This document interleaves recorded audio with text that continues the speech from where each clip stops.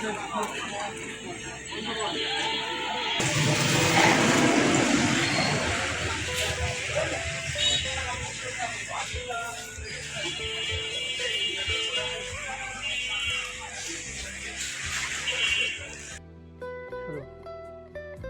সেই লালনের জেলা কুষ্টিয়া সেই লালনের মাজার আমরা চলে আসছি। এটাই সেই লালন শাহের মাজার। এখানে অনেকেই তার ভক্তবৃন্দ শুয়ে আছে। এখানে অনেক ভক্তবৃন্দ তার শুয়ে আছে। এখানে এটা হলো লালনের মাজার, অনেক সুন্দর মাজারটা। এখানে এগুলো ফোকাস করে দেখেন।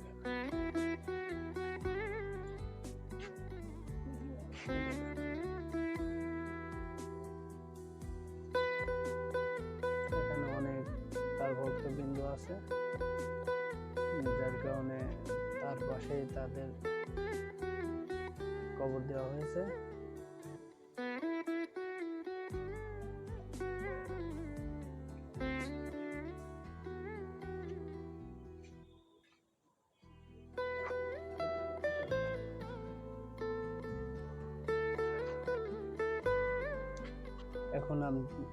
এখন আপনাদেরকে দেখাবো সেই লালনের মাজার।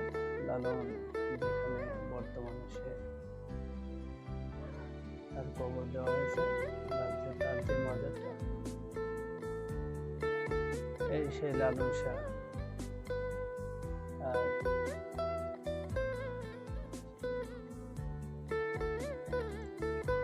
এই লালনের মাজারের পাশেই অডিটোরিয়াম রয়েছে, এবং পাশেই রয়েছে একাডেমি ভবন। এনার অনেক বড় জায়গা।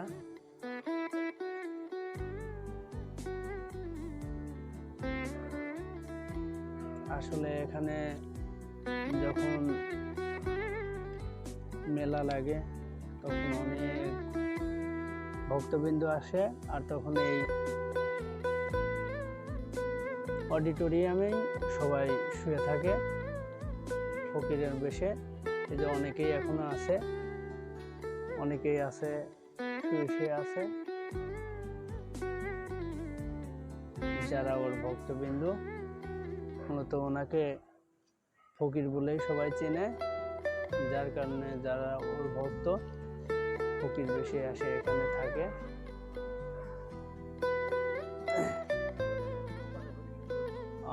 এখানে ও আচ্ছা, ঠিক আছে। ও তাই, আপনি কতদিন যাবত এখানে আছেন? আমি 1962 সালে এখানেই আছেন? হ্যাঁ, মকসুদ আলী শাইন, জি, উনি হচ্ছে আমার গানের উস্তাদ। হ্যাঁ, 74 সালের থেকে বিটিভিতে গান করি। জি। তারপরে 2000 সালে থেকে অবসর হয়ে রেডিও টেলিভিশন বাদ দিয়ে এখন মাজারে থাকি। গান বাজনা আমরা মাজারে করি। খাওয়া দাওয়া কি আপনি এখানেই? না, খাওয়া দাওয়া বাসায় করি। আমরা তো সব জায়গায় খাই না, আমাদের অনেক কিছু নিয়ম কানুন আছে।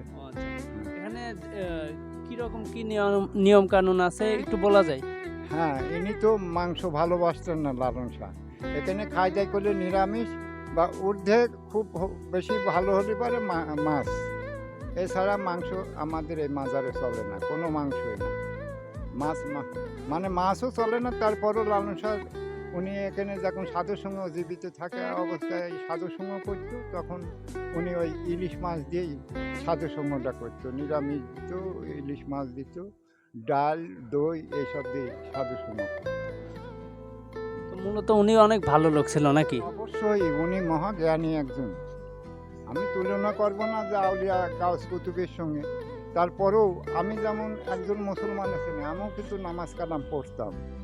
কিন্তু কিভাবে যে আমি এই পথে অগ্রসর হলাম আধ্যাত্মিক পথে, উনি তো মানুষ সংস্কার, মানুষ ভজলে শোনার মানুষ হবে, এছাড়া আর গতি নাই।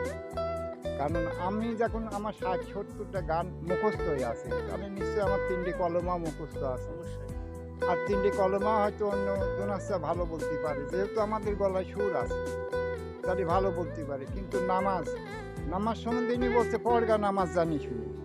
তো কি জানতে বলেছে? নামাজের আগে বাপ মাকে ভজো, আলেফ লাম মিম কোরআন তামাম শোধ, আলেফে আল্লাহ মিমে মোহাম্মদ, মাঝে কিডা?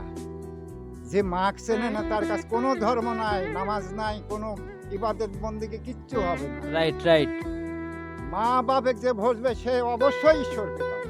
অবশ্যই অবশ্যই। মা বাপ ছাড়া গতি নাই, তবে মসজিদ ধরা লাগবে।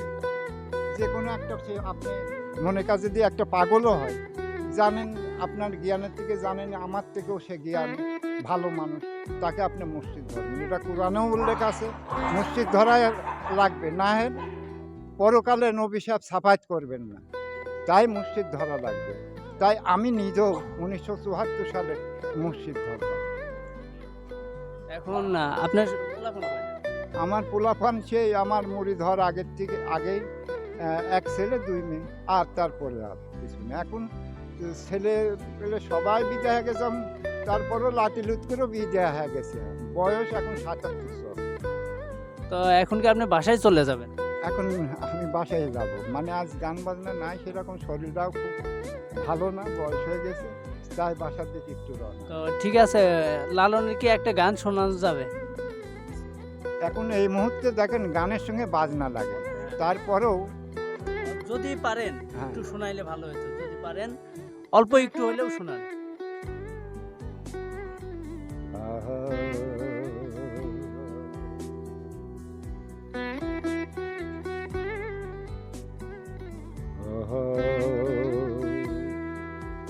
পারি কি যাবি নবীর নৌকাতে,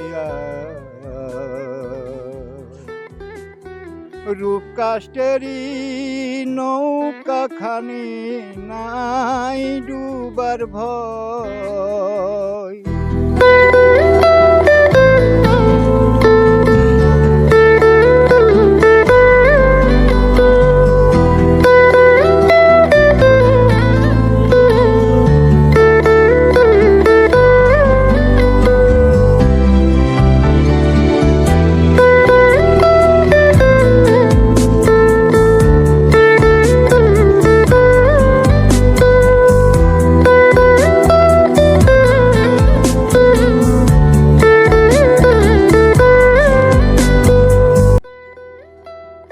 সেই লালনের মাজার। এখন আমরা লালনের মাজার পরিদর্শন করে এখন আমরা বের হয়ে যাচ্ছি। এখন আমরা এই তো লালনের মাজার দেখা শেষ, এখন আমরা বের হয়ে যাচ্ছি।